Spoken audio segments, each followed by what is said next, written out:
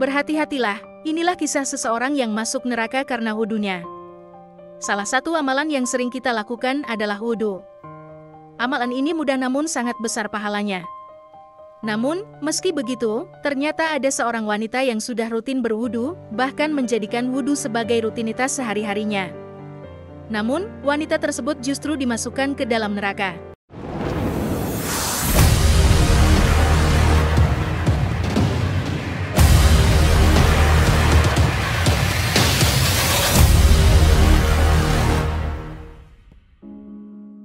Assalamualaikum warahmatullahi wabarakatuh, sahabat beriman.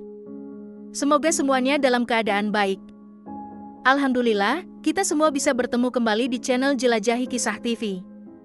Doa dan harapan saya semoga saudara-saudari yang menyimak video ini selalu diberikan kesehatan jasmani dan rohani, dilapangkan rezekinya, diampuni dosanya, dan dipanjangkan umurnya. Amin, ya Allah, ya Rabbal Alamin. Lalu, kesalahan apa yang telah dilakukan oleh perempuan tersebut? Bukankah wudu itu bisa menghapuskan dosa-dosa manusia? Untuk mengetahui lebih jelasnya, tonton terus video ini sampai selesai. Agar kalian tidak salah paham, namun sebelum kita lanjut, tekan dulu tombol subscribe dan juga loncengnya, agar kalian tidak ketinggalan video terbaru dari channel ini. Sahabat beriman yang dirahmati Allah, kekuatan air wudu memang tak bisa dipandang sebelah mata. Ketika seseorang berwudu, tidak hanya wajah kita yang dibersihkan, namun Rasulullah Shallallahu Alaihi Wasallam menyebutkan bahwa air wudu bisa menghapus dosa-dosa kita. Hal ini sudah tercantum dalam sebuah hadis Nabi yang disampaikan oleh Utsman bin Affan radhiyallahu anhu, bahwa Rasulullah Shallallahu Alaihi Wasallam bersabda, apabila seorang hamba berwudu, maka keluarlah dari wajahnya dosa-dosa yang pernah dilakukan oleh matanya bersamaan dengan tetesan air yang terakhir. Dan ketika ia membasuh kedua tangannya, maka keluarlah setiap dosa yang pernah dilakukan oleh tangannya bersama tetesan air terakhir. Lalu ketika ia membasuh kakinya, maka keluarlah dosa yang dijalani oleh kakinya bersamaan dengan tetesan air yang terakhir, sehingga ia bersih dari semua dosa-dosanya. Hadis ini riwayat Imam Muslim. Namun, yang perlu digarisbawahi bahwa hal itu bisa terjadi apabila wudu yang dilakukan benar dan khusyuk. Dan, dengan izin Allah, segala yang kita perbuat dan persembahkan, semoga diterima dan bermanfaat bagi kita semua. Merangsangkan jiwa dan hati bahwa air wudu yang kita gunakan bukan hanya untuk membersihkan najis, tetapi juga untuk menghapus dosa-dosa kita. Namun, di balik keistimewaan berwudu yang begitu dahsyat, ternyata ada sebuah kisah tentang seorang wanita yang sudah berumur dan sangat memprioritaskan air wudunya, namun malah berakhir celaka dan dimasukkan ke dalam api neraka. Kisah seorang wanita ini tercatat dalam kitab Minah Husaniyah. Dalam kitab tersebut, diceritakan tentang dua orang manusia dengan kehidupan yang sangat berbeda. Salah satunya merupakan seorang pria dengan kekayaan berlimpah, sedangkan yang lain adalah seorang perempuan miskin. Kehidupan keduanya sangat berbeda, sang pria menghabiskan waktunya untuk beribadah dan membagikan harta kepada keluarganya dengan penuh keikhlasan. Sedangkan si perempuan, meskipun sangat miskin, namun memandang air wudu sebagai harta yang paling berharga. Bagi perempuan tersebut, kesucian ibadah lebih berharga daripada kekayaan duniawi. Meskipun hidupnya sangat sederhana, namun kesucian ibadahnya menjadi kuncinya agar ibadahnya diterima di sisi Allah.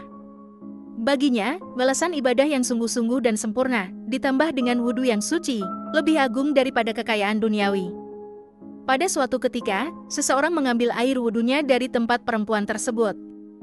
Khawatir karena tidak ada lagi sisa air, perempuan itu berbisik dalam hatinya, memikirkan bagaimana ia akan berwudu untuk salat.